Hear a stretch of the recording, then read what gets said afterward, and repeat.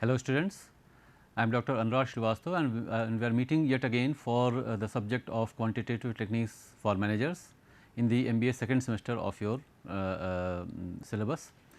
So, in this subject we have been discussing about different models which help us with different mathematical models, we can say, which help us in the process of decision making, which help us in analyzing the quantitative data that we get in organizations. So, in this we have already talked about in the first unit in about the model of decision theory, and the second model, the most important model in operations research or in quantitative techniques for managers, linear programming model we are discussing right now. Linear programming के बारे में शुरुआत में ही जो हम लोगों ने बात की थी, तो हमने ये समझा था कि ऑर्गेनाइजेशन के सामने दो तरह की सिचुएशंस आ सकती हैं, दो तरह की के इश्यूज़ आ सकते हैं या दो तरह की प्रॉब्लम्स आ सकती हैं। प्रॉफिट मैक्सिमाइज़ करने की सिचुएशन आ सकती है या कॉस्ट को मिनिमाइज़ करने की आ सकती है। Obviously these two are the two faces of the same coin. तो लीनियर प्रोग्रामिंग इन दोनों ही चीज़ों को अचीव करने में हमको मदद कर सकता है ये मॉडल। जो पहले अभी तक हम लोगों ने देखा है, एक प्रॉब्लम देखी थी और वो प्रॉब्लम थी मैक्सिमाइज़ करने के लिए प्रॉफिट मैक्सिमाइजेशन कैसे अचीव किया जाए। स्पेशली हम लोग कंट्रीब्यूशन मार्जिन को मैक्सिमाइज़ कर रहे थे, which would obviously lead to maximising profits also. तो वो एक प्रॉब्लम हम लोगों ने देखी थी मैक्सिमाइजेशन वाली, और मैक्सिमाइजेशन वाली प्रॉब्लम हम लोगों ने उस प्रॉब्लम की मदद से दो अलग अलग मेथड्स, ग्राफिकल मेथड को समझा और सिंप्लेक्स मेथड को समझा। लेकिन जैसा कि मैंने अभी आपको बताया कि प्रॉफिट मैक्सिमाइजेशन एक कंसर्न हो सकता है ऑर्गेनाइजेशंस का, और दूसरा कंसर्न हो सकता है कॉस्ट मिनिमाइजेशन। तो मिनिमाइज़ वाली जो सिचुएशंस होंगी, कहाँ जहाँ पर कॉस्ट की सिचुएशंस होंगी, जहाँ पर ये होगा कि हमें कोई चीज़ अचीव करना है, हमें कुछ रिसोर्सेज यूज़ करने हैं, हमें कुछ आउटपुट चाहिए और वो कम से कम कॉस्ट पे चाहिए। तो क्या क्या मिनिमम रिक्वायरमेंट्स हैं जो कि हमें अचीव करनी हैं, उनके बेसिस पर देखना होगा कि कॉस्ट को कैसे मिनिमाइज़ किया जाए। ऐसी जो प्रॉब्लम्स होंगी वो मिनिमाइजेशन अप्रोच के साथ हम लोग सॉल्व कर सकते हैं, और linear programming offers a way of doing this also. Process वैसा ही है जैसा कि हम लोगों ने देखा था, तो चाहे ग्राफिकल मेथड से करें चाहे सिंप्लेक्स मेथड से करें, वही प्रोसेस अडॉप्ट करेंगे। लेकिन in case we are solving a minimisation linear programming problem using the simplex method, तो उसमें कुछ एडिशनल चीज़ों का ध्यान हम लोगों को रखना होगा। तो वो क्या चीज़ें हैं, कैसे उनको करते हैं, इनके बारे में समझने के लिए, ये सारी चीज़ें देखने के लिए हम लोग आज एक प्रॉब्लम ऐसी डिस्कस करेंगे जो कि मिनिमाइजेशन टाइप है, linear programming problem of minimisation type. The objective is to minimise the cost, और कोई भी चीज़, जो भी चीज़ दी हुई है उसको मिनिमाइज़ करना है, तो वो कैसे अप्रोच हम लोग करेंगे उस तरह की प्रॉब्लम को, ये देखेंगे।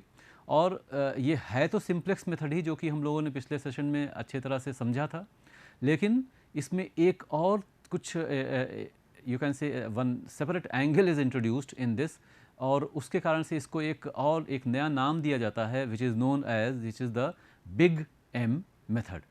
तो बिग एम मेथड इसको बोलते हैं। जो इस प्रॉब्लम को समझते हुए, इस मेथड को समझते हुए हम लोग देखेंगे कि इसको बिग एम मेथड नाम भी क्यों दिया जाता है, ये भी हम लोग समझेंगे। तो let us start with this particular minimisation problem. Formulation कैसे होता है ये हम लोग पहले समझ चुके हैं, तो इसलिए फॉर्मुलेशन वाली सिचुएशन अभी हम नहीं ले रहे हैं, सीधे सीधे फॉर्मुलेटेड प्रॉब्लम जो है वो हम लोग लेकर के चल रहे हैं। This is also a two variable problem, but here there are three different constants. पिछली प्रॉब्लम जो हम लोगों ने देखी थी, ये बार बार ये ध्यान रहे आप लोगों को थोड़ा सा कि लीनियर प्रोग्रामिंग मॉडल जो है वो हम लोगों ने ये, इसमें कई अलग अलग तरह की सिचुएशन होती हैं, कई तरह की चीज़ें डिस्कस करनी होती हैं, समझनी होती हैं एक्चुअली। तो पिछले कुछ सेशंस जो हैं लीनियर प्रोग्रामिंग से रिलेटेड, वो सब आपके दिमाग में होने चाहिए, तभी आप आगे की चीज़ें भी और अच्छे से समझ पाएंगे। उनका रेफरेंस भी बार बार मुझे देना ही पड़ेगा समझने के लिए कि वहाँ पर क्या चीज़ें थी, वहाँ और यहाँ पे अभी जो सी चीज़ें हम लोग देख रहे हैं उनमें सिमिलैरिटीज़ क्या हैं, उनमें डिफरेंसेस क्या हैं। तो सिमिलैरिटीज़ कैसे हम परफॉर्म करेंगे, वही चीज़ें कैसे करेंगे, और वो समझने के लिए, और जो अलग चीज़ें हैं उनको वहाँ पर कैसे अप्रोच किया जाएगा, ये सारी चीज़ें देखने के लिए। तो all that those things will have to be, you will have to keep them in mind. तो जो पिछली प्रॉब्लम हमने देखी थी वो दो कॉन्स्टेंट्स वाली थी, ये प्रॉब्लम जो है ये तीन कॉन्स्टेंट्स वाली प्रॉब्लम है। तो यहाँ पर तीन अलग अलग कॉन्स्टेंट्स हैं, ये तीनों, और दो इम्प्लिसिट कॉन्स्टेंट्स तो हैं ही, जितने भी वेरिएबल्स हमारे होंगे, जितने भी डिसीजन वेरिएबल्स होंगे, all of them have to be greater than equal to 0, तो इम्प्लिसिट कॉन्स्टेंट्स भी हैं। तो प्रॉब्लम हो गई minimise z equal to objective function, मैंने आपको बताया है हमेशा उसको z से ही डिनोट किया जाएगा। तो minimise z is equal to 20x1 plus 10x2 subject to तीन कॉन्स्टेंट्स जो हैं x1 plus 2x2 less than equal to 40, 3x1 plus 2 plus x2 is equal to 30 and 4x1 plus 3x2 greater than और equal to 60। Obviously the two decision variables x1 and x2 both are greater than equal to 0। तो ये हमारे सामने problem है। If you again compare this problem with the previous one, क्या differences हैं? वो maximisation problem थी, ये मिनिमाइजेशन प्रॉब्लम है। वहाँ पर दो कॉन्स्टेंट्स थे, यहाँ पर तीन कॉन्स्टेंट्स हैं। We are talking about explicit constants. वहाँ पर जो दो कॉन्स्टेंट्स थे वो दोनों के दोनों कॉन्स्टेंट्स, जैसा यहाँ पर एक constant less than equal to type का है, वहाँ पर दोनों constants less than equal to type के थे। लेकिन यहाँ पे जो तीन कॉन्स्टेंट्स हैं वो तीनों अलग अलग तरह के हैं। ये तीन तरह के ही कॉन्स्टेंट्स हमको मिल ही सकते हैं पूरे OR में, और स्पेसिफिकली इन लीनियर प्रोग्रामिंग तीन तरह के कॉन्स्टेंट्स हो सकते हैं, और वो तीनों यहाँ पर कवर हैं। इसीलिए इस तरह की प्रॉब्लम मैंने ली है, जिससे कि हर तरह के की सिचुएशंस, हर केस हम लोग आसानी से समझ सकें। तो पहला constant less than equal to type का है, दूसरा इक्वलिटी है, और तीसरा ग्रेटर देन इक्वल टाइप का कॉन्स्टेंट है। तो कैसे डील करेंगे, ये प्रॉब्लम अगर हमको समझ में आ गई तो हर तरह की सिचुएशन, हर तरह की सिंप्लेक्स प्रॉब्लम को हम लोग आसानी से सॉल्व कर सकते हैं रेफरिंग टू दिस। तो हमने क्या किया, वहाँ पर क्या कर रहे थे, पहला काम जो कर रहे थे वो हम देख रहे थे कि बेसिस थ्योरम यूज़ करना है। और बेसिस थ्योरम क्या कहता है कि अगर हमारे पास कुछ इक्वेशंस हैं, कुछ वेरिएबल्स हैं, वेरिएबल ज़्यादा हैं, इक्वेशंस कम हैं, तो जितने एक्स्ट्रा वेरिएबल्स हैं उनकी वैल्यू हम 0 मान लेंगे, और बाकी के वेरिएबल्स की वैल्यू हम फिर इक्वेशंस को सॉल्व करके निकाल सकते हैं। तो यहाँ पर भी वही काम करना होगा। अब इसमें क्या है कि जो बीच वाला कॉन्स्टेंट हमारा था वो इक्वलिटी वाला था, तो उसको हम अभी थोड़ी देर के लिए किनारे रख देते हैं और इस प्रॉब्लम को सॉल्व करने की कोशिश करते हैं। तो the second constant we are ignoring initially, introducing slack and surplus variables. वहाँ पर हमने केवल स्लैक वेरिएबल यूज़ किया था। स्लैक वेरिएबल क्या है, जब लेस देन और इक्वल टू टाइप का कॉन्स्टेंट होगा तो वहाँ पर स्लैक वेरिएबल वहाँ पर हमें क्या करना होगा कि लेफ्ट हैंड साइड में हमें कुछ ऐड करना होगा। लेफ्ट हैंड साइड में कुछ ऐड करना होगा। Left hand side it is less than और equal to the right hand side. तो इन दोनों को बराबर करने के लिए हमने क्या किया, लेफ्ट हैंड साइड में हमने कुछ ऐड कर दिया और ये दोनों साइड्स एक दूसरे के बराबर हो गए। तो ये जो S1 है ये है हमारा slack variable. This is a slack variable जो कि हम लोगों ने पिछली बार यूज़ किया था। फिर अगर जो हमारा तीसरा कांस्टेंट इस केस में है वो किस टाइप का है, left hand side is greater than और equal to right hand side. तो अगर left hand side greater than और equal to right hand side है तो अब ये चीज़ अगर लेफ्ट पे ज़्यादा चीज़ है तो यहाँ पे से हमें कुछ सब्ट्रैक्ट करना पड़ेगा। Left hand side minus, obviously अगर S1 यहाँ पे हम लिख चुके हैं तो दूसरा वेरिएबल हमको लेना पड़ेगा S2। OR में और LP में वेरिएबल्स हम लोग इस तरह से यूज़ करने पड़ेंगे हमको कि कुछ नए वेरिएबल्स हम लोग इंट्रोड्यूस करेंगे just to make the problem solvable using the simplex method. और भी जो मॉडल्स देखेंगे वहाँ पर भी अक्सर इस तरह की हमें ज़रूरतें पड़ सकती हैं कि कुछ एडिशनल वेरिएबल्स का इस्तेमाल करें। ज़्यादा वेरिएबल्स से कोई दिक्कत नहीं है, दो रीज़न्स हैं उसके। एक तो ये है कि जब ज़्यादा वेरिएबल हो जाएंगे तो हम लोग एक्स्ट्रा वेरिएबल्स को 0 रख सकते हैं, ये आसान तरीका हमें बेसिस थ्योरम ने बता ही दिया है। और दूसरा ये कि जितने भी ज़्यादा वेरिएबल होंगे तो इन द लॉन्ग रन ये हम समझ सकते हैं कि प्रॉब्लम फॉर्मुलेट अगर हमने कर दी तो सॉल्व तो उसको हम कंप्यूटर्स के थ्रू भी कर सकते हैं। एग्जाम में आपको नहीं मिलेगा कंप्यूटर, लेकिन फिर भी प्रैक्टिकल सिचुएशंस में ये सारी चीज़ें हम लोग ऐसे भी कर सकते हैं। तो लेफ्ट हैंड साइड में से हमने एक सरप्लस वेरिएबल, क्यों कुछ चीज़ इधर सरप्लस थी, ज़्यादा एक्स्ट्रा थी, वो हमने घटा दिया, अब ये बराबर हो जाएगा राइट हैंड साइड के। तो ये दो तरीके हैं जो जब हम कोई चीज़ जब less than equal to type का कांस्टेंट है तो हम कुछ अब लेफ्ट हैंड साइड में ऐड करेंगे, वो स्लैक वेरिएबल होगा। जब greater than equal to type का कांस्टेंट है तो लेफ्ट हैंड साइड में से हम कुछ सब्ट्रैक्ट हमें करना पड़ेगा और वो होगा, उसे हम बोलेंगे the surplus variable. This is known as surplus variable.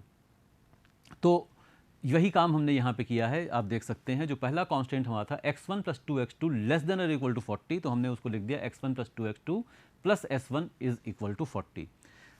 तीसरा कांस्टेंट जो था वो था 4x1 plus 3x2 greater than equal to 60, तो उसमें ग्रेटर क्योंकि था इसलिए हमने एक वेरिएबल S2 सब्ट्रैक्ट कर दिया, सरप्लस वेरिएबल, और ये कर दिया। स्लैक हो सरप्लस हो, क्योंकि दोनों S से शुरू होते हैं तो दोनों को हम S से ही डिनोट करते हैं।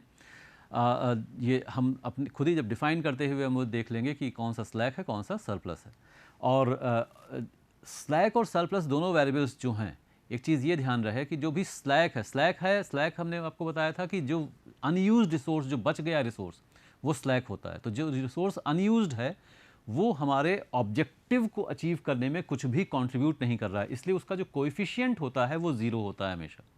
इसी तरीके से जो सरप्लस है, जो एक्स्ट्रा है, वो भी वहाँ पे कुछ कंट्रीब्यूट नहीं कर रहा है, तो इसलिए उसका भी जो उसको ऑब्जेक्टिव फंक्शन में दिखाएंगे ज़रूर, जैसे कि ये पता चले कि that variable is also a part of the problem, लेकिन वो भी ज़ीरो होगा।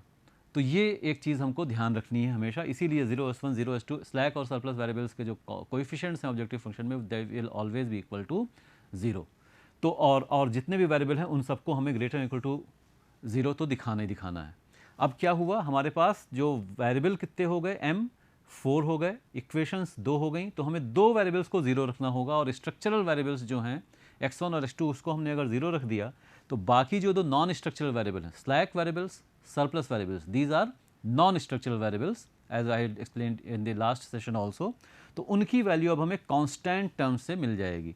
तो S1 की वैल्यू तो सीधे सीधे 40 हो गई, S2 की वैल्यू 60 हो गई, इसलिए S2 की वैल्यू हो जा रही है -60। तो जो इनिशियल बेसिक वेरिएबल्स इस तरह से हम लोग को जो मिल रहे हैं, they are S1 40 and S2 the value is -60। अब इतनी चीज़ से इतना, यही काम इसी तरीके से हम लोग पिछली प्रॉब्लम में भी प्रोसीड कर रहे थे, लेकिन इससे आगे हम अभी नहीं बढ़ सकते। दिक्कत क्या है कि हमने यहाँ पे डिफाइन किया हुआ है कि सारे के सारे वेरिएबल्स जो हैं they have to be greater than और इक्वल टू 0, जबकि एक वेरिएबल हमें शुरू में ही मिल गया लेस देन 0। तो यहाँ से आगे इसका मतलब प्रोसीड नहीं किया जा सकता, और हमें कुछ ऐसा तरीका निकालना पड़ेगा, इन्वेंट करना पड़ेगा, जिससे कि S2 बेसिस में एंटर ना होने पाए। S2 does not become a basic variable because it is assuming a negative value. कैसे करेंगे? तो ये काम हम करेंगे आर्टिफिशियल वेरिएबल्स की मदद से। तीसरा नॉन स्ट्रक्चरल वेरिएबल है, स्लैक देखा हमने, सरप्लस देखा, तीसरा है आर्टिफिशियल, इससे ज़्यादा नहीं होंगे, यही तीन हम लोग यूज़ करेंगे। तो आर्टिफिशियल वेरिएबल्स जो हैं, आर्टिफिशियल वेरिएबल्स ए से शुरू हो रहा है, तो इसको हमने डिनोट किया ए से, जितने भी होंगे की ज़रूरत होगी A1 A2 A3 A4 इस तरह से। तो जितने भी ग्रेटर देन और इक्वल टू टाइप के कॉन्स्टेंट्स थे, वहाँ पर अब हम क्या करेंगे, वहाँ पर -S2 तो हमने किया था, स्लैक वेरिएबल तो घटाया था, लेकिन आर्टिफिशियल वेरिएबल को हम ऐड भी करेंगे। आर्टिफिशियल वेरिएबल ऐड करने से अब क्या होगा कि अब इसमें हम स्लैक वेरिएबल, सरप्लस वेरिएबल के बजाय आर्टिफिशियल वेरिएबल को यूज़ करेंगे, और सरप्लस वेरिएबल के बजाय आर्टिफिशियल वेरिएबल को यूज़ करेंगे, तो इसकी वैल्यू पॉजिटिव रहेगी। ये हमें फ़ायदा हो गया, S2 को हमने रोक लिया बेसिक वेरिएबल बनने से। इनिशियल लेवल पर आगे जा करके बन सकता है, उसमें कोई समस्या हो सकता है ना आए, यहाँ पर लेकिन रोकना था, तो वो ऐसे किया। एक और चीज़, और इसको रूल की तरह से ये भी हम लोग समझ लें कि जितने भी इक्वलिटी वाले कांस्टेंट हैं उनमें भी हम लोग आर्टिफिशियल वेरिएबल्स को ऐड करेंगे। तो रूल क्या हो गया, अगर लेस देन और इक्वल टू टाइप का कांस्टेंट है तो हम यूज़ करेंगे स्लैक वेरिएबल, अगर इक्वल टू टाइप का कांस्टेंट है तो हम यूज़ करेंगे आर्टिफिशियल वेरिएबल, अगर ग्रेटर देन और इक्वल टू टाइप का कांस्टेंट है तो हम यूज़ करेंगे surplus variable and artificial variable. तो ये रूल की तरह से हम लोग जो भी कोई भी प्रॉब्लम मिलेगी उसमें जिस तरह का कांस्टेंट होगा, ये सारे वेरिएबल यूज़ करके और उनको इक्वलिटी में कन्वर्ट करेंगे। जो इक्वलिटी था वो तो रहेगा ही, बाकियों को भी कन्वर्ट करेंगे। तो अब हमारे पास हो गए इन ऑल 6 वेरिएबल्स, 2 पहले से थे, एक सरप्लस, एक स्लैक, 2 आर्टिफिशियल, 6 वेरिएबल हो गए। सबको हमने डिफाइन कर दिया greater equal to 0। 6 variables, equations 3, m-n is equal to 3। तो कोई 3 वेरिएबल्स को हमें रख देना है 0। तो जो स्ट्रक्चरल वेरिएबल थे उनको तो हम 0 रखेंगे ही, और S2 जो हमको परेशान कर रहा था उसको भी हमने 0 रख दिया। और बाकी 3 जो हैं, S1 की वैल्यू हो गई 40 यहाँ से, दूसरे इक्वेशन से A1 की वैल्यू 30 हो गई, और तीसरी इक्वेशन से A2 की वैल्यू 60 हो गई। ये 3 हो गए हमारे बेसिक वेरिएबल्स, और इनकी मदद से अब हम लोग अपनी जो इनिशियल सिंप्लेक्स टेबल है उसको हम बना सकते हैं। तो इनिशियल सिम्प्लेक्स टेबल बनाने का सेम तरीका जैसा कि हम लोग पहले कर रहे थे, पिछली प्रॉब्लम में जैसे किया था। तो सारी जो सोल्यूशन वैल्यूज़ हैं वो आ जाएंगी, जो इक्वेशंस हैं उनमें जो कोएफिशिएंट्स हैं वो आ जाएंगे। तो इस तरीके से ये सारी वैल्यूज़ हमको मिल गई। हमारे जो बेसिक वेरिएबल्स हैं, अभी जैसे लिखा था, तो S1, A1, A2 ये तीनों बेसिक वेरिएबल हो गए। ये 3 कॉलम हमेशा रहेंगे, coefficient of the basic variable in the objective function. और यहाँ पर जो ऑब्जेक्टिव फंक्शन कोएफिशिएंट सारे वेरिएबल्स के हैं, तो 20x1 plus 10x2 plus 0s1 plus 0s2 plus ma1 plus ma2। एक और चीज़ समझ लें, यहीं से नाम आता है big M method.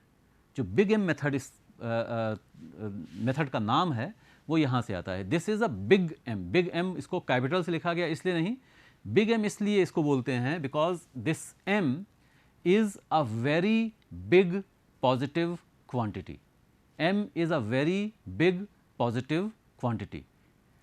It is bigger than any number that you can think of. उससे भी ये बड़ा है।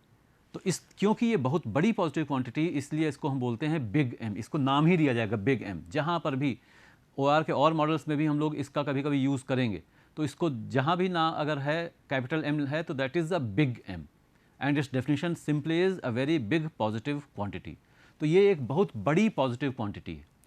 क्यों? और ये है हमारे आर्टिफिशियल वेरिएबल्स का ऑब्जेक्टिव फंक्शन कोएफिशिएंट। जब भी मैक्सिमाइजेशन, जब भी ये वाली मिनिमाइजेशन की प्रॉब्लम है, जब भी मिनिमाइजेशन प्रॉब्लम होगी तो ऑब्जेक्टिव फंक्शन में आर्टिफिशियल वेरिएबल का जो कोएफिशिएंट होगा वो होगा plus m। It will always B plus m। तो बहुत बड़ी पॉजिटिव क्वांटिटी वो उसका कोएफिशिएंट हो गया। अब होगा क्या कि जब तक ये आर्टिफिशियल वेरिएबल, अभी ये दो आर्टिफिशियल वेरिएबल दोनों हमारे बेसिक वेरिएबल बने हुए हैं। बेसिक वेरिएबल हैं तो इनकी नॉन ज़ीरो पॉजिटिव वैल्यू है। नॉन ज़ीरो पॉजिटिव वैल्यू है, उसको हमने बहुत बड़ी पॉजिटिव वैल्यू से मल्टीप्लाई कर दिया तो ये बहुत ही बड़ी वैल्यू आ गई। और जब हम z की वैल्यू निकालेंगे तो बहुत बड़ी पॉजिटिव वैल्यू आ जाएगी। हमें करना क्या है, हमें z को मिनिमाइज़ करना है। तो इसका इनडायरेक्टली इम्पैक्ट क्या होगा कि जब तक कोई भी आर्टिफिशियल वेरिएबल बेसिक वेरिएबल बना रहेगा तब तक हमको आंसर मिल ही नहीं पाएगा, और हम आर्टिफिशियल वेरिएबल को हटाएंगे तभी आंसर मिलेगा। आर्टिफिशियल वेरिएबल इसीलिए इसको नाम भी दिया गया है क्योंकि ये एक आर्टिफिशियल, इसकी प्रैक्टिकल कोई सिग्निफिकेंस नहीं है। स्लैक वेरिएबल की भी प्रैक्टिकल सिग्निफिकेंस होती है, अनयूज रिसोर्स है, सरप्लस चीज़ों को भी डिनोट करने का कुछ उसका मतलब है। लेकिन artificial is just for facilitating the solution of the problem, nothing else. तो ये हमारे ऑप्टिमम सोल्यूशन में तो रह ही नहीं सकता है, इसको हटाना ही हटाना है। और इसीलिए हमने यहाँ पे प्लस m दे दिया इसको, जिससे कि इसको हटाए बिना हमारा काम चल ही ना पाए। इसी तरीके से जब मैक्सिमाइजेशन अगर प्रॉब्लम होगी तो वहाँ पर इसका जो कोएफिशिएंट होगा, अगर वहाँ पर आर्टिफिशियल वेरिएबल की ज़रूरत पड़ गई, हमने जो मैक्सिमाइजेशन प्रॉब्लम की थी उसमें आर्टिफिशियल वेरिएबल की ज़रूरत नहीं पड़ी थी, लेकिन इसका मतलब ये नहीं है कि मैक्सिमाइजेशन प्रॉब्लम में आर्टिफिशियल वेरिएबल की ज़रूरत पड़ेगी ही नहीं, पड़ सकती है। क्यों? क्योंकि अगर ये आर्टिफिशियल वेरिएबल हम यूज़ कर रहे हैं कि नहीं कर रहे हैं, ये इस पर नहीं डिपेंड करेगा कि प्रॉब्लम मैक्सिमाइजेशन है मिनिमाइजेशन है, ये इस पर डिपेंड करेगा कि कॉन्स्ट्रेंट्स किस तरह के हैं।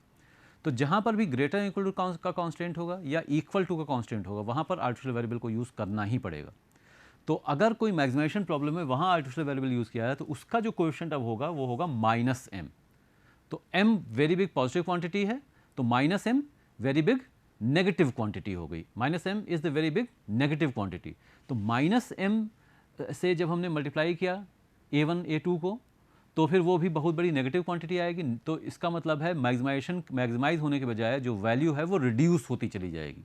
तो जब तक आर्टिफिशियल वेरिएबल नहीं हटेगा तब तक हमें ऑप्टिमम सॉल्यूशन यहाँ पे भी नहीं मिल पाएगा है। तो ये हमको हमेशा ध्यान रखना है। तो यही m दोनों यहाँ पर भी आ जाएंगे। 0 s का जो s1 का जो कोएफिशिएंट 0 है वो यहाँ पर आ जाएगा। ये 3 बेसिक वेरिएबल्स हमारे हो गए, इनकी वैल्यूज़ जो हमने लिखी थी वो हो गई। और तीनों जो सारे वेरिएबल्स हैं उनके जो कोएफिशिएंट्स थे कॉन्स्ट्रेंट्स में, वो हमने यहाँ पर लिख लिया। तो बेसिक स्ट्रक्चर जो है जैसे पिछली बार किया था वो टेबल का तैयार हो गया। अब हम निकालेंगे zj की रो, सबसे पहले कैलकुलेट करेंगे। 0 × 40 प्लस m × 30 प्लस m × 60। तो ये तो हो गया 0, m × 30 30m हो गया, m × 60 60m हो गया।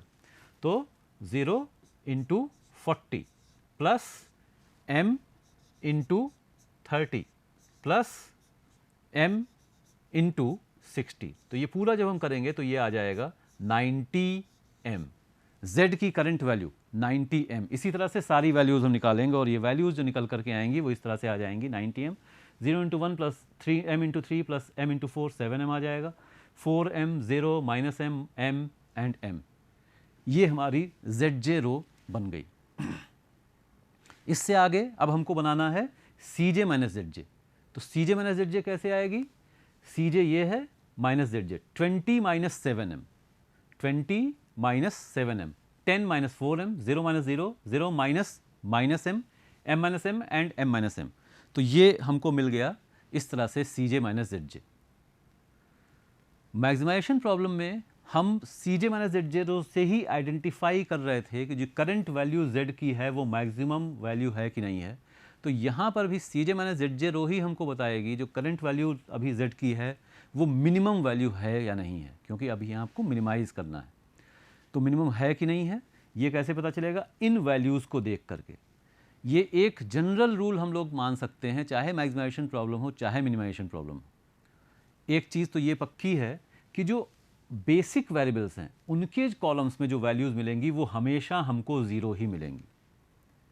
जो नॉन बेसिक वेरिएबल्स हैं उनके कॉलम में जो वैल्यूज़ हैं वो हमें 0 भी मिल सकती हैं, कभी कभी पॉजिटिव भी मिल सकती हैं, नेगेटिव भी मिल सकती हैं। अगर यहाँ पे कोई पॉजिटिव वैल्यू है, अब इनको तो अभी हम हटा ही दें, ये दो बेसिक वेरिएबल्स हैं, तो 3 वैल्यूज़ बची, 20 minus 7m, 10 minus 4m, m। अब यहाँ पर m जो है m की वैल्यू पता नहीं है, तो ये थोड़ी सी प्रॉब्लम कर सकता है कि पॉजिटिव है नेगेटिव है तो पता नहीं। लेकिन थोड़ा सा अगर हम डेफिनेशन ध्यान दें, m का मतलब क्या है? m is a very big positive quantity. तो इसका मतलब है m is a very big positive quantity, ये तो पॉजिटिव हो गया। अगर m बहुत बड़ी पॉजिटिव क्वांटिटी है तो माइनस m बहुत बड़ी नेगेटिव क्वांटिटी है, ये माइनस 7m है और यहाँ पे माइनस 4m है, तो ये दोनों नेगेटिव हो गए। तो इतना तो पता चल गया कि ये वैल्यू नेगेटिव है, this is negative, this is negative, this is positive. तो अगर हम इसके करस्पॉन्डिंग वेरिएबल S2 को बेसिक वेरिएबल बनाएंगे तो वैल्यू जो Z की है 90m उससे बढ़ जाएगी। अगर हम इसे बनाएंगे बेसिक वेरिएबल X1 को या X2 को तो Z की वैल्यू घट जाएगी, कम हो जाएगी। हम चाहते क्या? हम Z की वैल्यू को मिनिमाइज करना चाहते हैं, तो इसलिए using S2 is out of the question. हम या तो X1 को बेसिक वैल्यू बनाएंगे और या तो X2 को बनाएंगे। अब दोनों में से किसको चूज़ किया जाए? एरो यहाँ पर बना ही हुआ है, हम चूज़ X1 को ही करेंगे। क्यों? क्योंकि दोनों में से जो नेगेटिव साइड में भी बड़ी वैल्यू होगी वो Z की वैल्यू को ज़्यादा तेज़ी से या ज़्यादा रिड्यूस करेगी और जो छोटी होगी वो उतना रिड्यूस नहीं करेगी। तो कौन सी इनमें से बड़ी है, कौन सी इनमें से छोटी, ये पता करना है। कैसे? m is a very big positive quantity, minus m is a very big negative quantity. तो 20 और 10 तो उनके सामने, जो इस m की वैल्यू के सामने कोई उसका सिग्निफिकेंस एक्चुअली है नहीं। बेसिकली वी कैन से यहाँ पर माइनस 7m है, यहाँ पर माइनस 4m है। तो minus 7m is much more bigger negative value then minus 4m, इसलिए x1 को हम बेसिक वेरिएबल बनाएंगे। अब इसके बाद हमारा काम वही है जैसे कि हम पहले कर रहे थे। क्या कर रहे थे कि अगर ये डिसाइड कर लिया कि ये बेसिक वेरिएबल है तो हम अब 40/1 करेंगे। 40/1 जो हमें मिल गया 40/1 करेंगे तो 40 वैल्यू आ गई, और 30/3 जब करेंगे तो 10 आ गया, और 60/4 करेंगे तो 15 आ गया। इन तीनों में से सबसे छोटी वैल्यू है 10, उसके करस्पॉन्डिंग जो वेरिएबल है A1 ये बाहर जाएगा, X1 बेसिक वेरिएबल बनेगा, A1 बेसिक वेरिएबल नहीं रहेगा अगले बार में। और जिसको हमने ऐसे कलर कर दिया, इसको एनसर्कल करना है आपको, this is the pivot element. ऐसे ही पिछले बार भी हमने किया था। अब इस पाइवट एलिमेंट की जगह हमको चाहिए अगली टेबल में। यहाँ पर अगली टेबल जो है, अगली टेबल पे जाने से पहले बस थोड़ा सा समझ लें, यहाँ पर अगली टेबल में A1 की जगह आ जाएगा X1। X1 का जो कोएफिशिएंट है वो यहाँ आ जाएगा m की जगह 20, जो चेंजेस होने हैं। और ये 3 की जगह हमें कुछ रो ऑपरेशन ऐसे परफॉर्म करना होगा कि 3 की जगह 1 आ जाए, इस 1 की जगह 0 आ जाए, इस 4 की जगह भी 0 आ जाए। ये रो ऑपरेशंस परफॉर्म करेंगे starting with the row containing the pivot element. तो ये कैसे किया हमने? ये करने का तरीका इस तरीके से है। सबसे पहले मिडिल रो हम लोग यूज़ कर रहे हैं, तो यहाँ पर था हमारा, क्योंकि 3 था, इस जगह पे 3 था, तो हमने इस रो को 3 से डिवाइड कर दिया, इस रो को 3 से डिवाइड कर दिया, और ये पूरी रो हमारे सामने ऐसे आ गई। पूरी रो को जो भी एलिमेंट्स थे उनको हमने 3 से डिवाइड करके यहाँ पर लिख दिया है। ओके, फिर इसी तरीके से रो ऑपरेशंस परफॉर्म करके हमने पहली रो भी निकाल ली और तीसरी रो भी निकाल ली। ये तीनों रोज़ इस तरह से हम कैलकुलेट कर लेते हैं। ये तीनों रोज़ एक बार कैलकुलेट हो गई।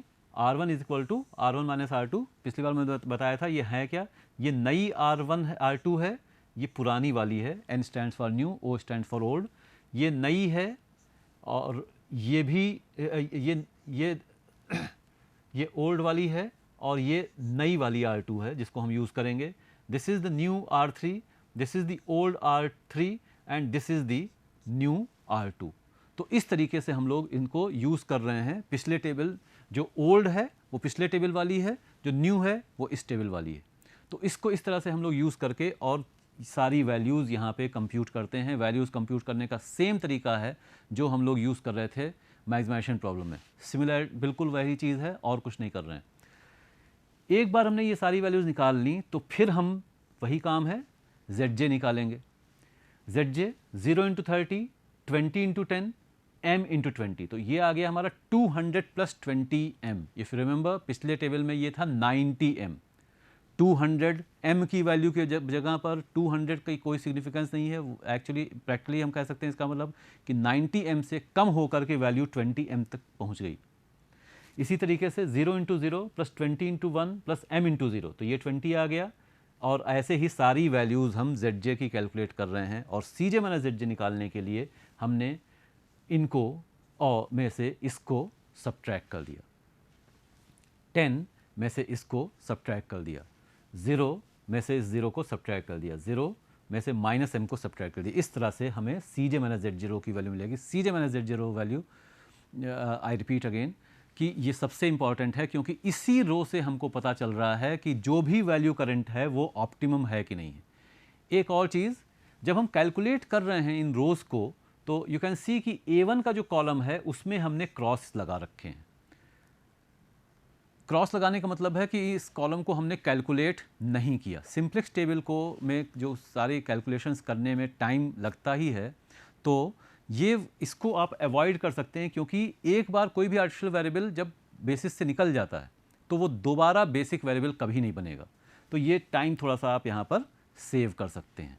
तो अब जो है सारी वैल्यूज़ तो पॉजिटिव या ज़ीरो हैं, ये एक वैल्यू है जो कि नेगेटिव है, इसलिए हम x2 को बेसिक वेरिएबल बनाएंगे।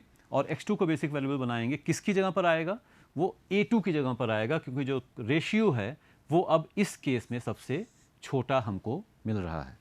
तो अगली टेबल में हमको इस तरह से हमने A2 की जगह x2 को रिप्लेस कर दिया, A2 को रिप्लेस करके हम x2 को ले आए, और इस तरीके से हमने फिर से जब वही सारे कैलकुलेशंस किए, कैसे, जो थर्ड रो है उसको हमने पहले तो निकाल लिया।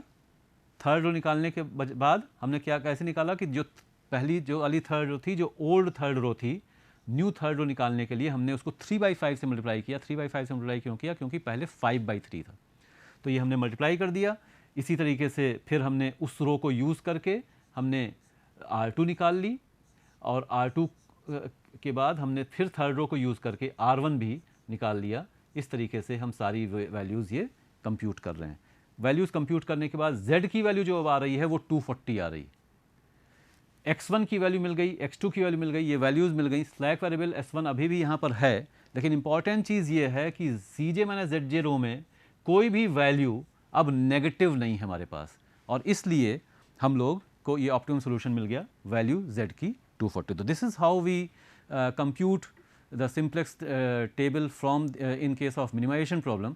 इस तरह से हम देखते हैं, सारी चीज़ें करते हैं, और इसके आगे फिर हम लोग एक टॉपिक और रहता है लीनियर प्रोग्रामिंग का, उसको समझेंगे नेक्स्ट सेशन में। Thank you.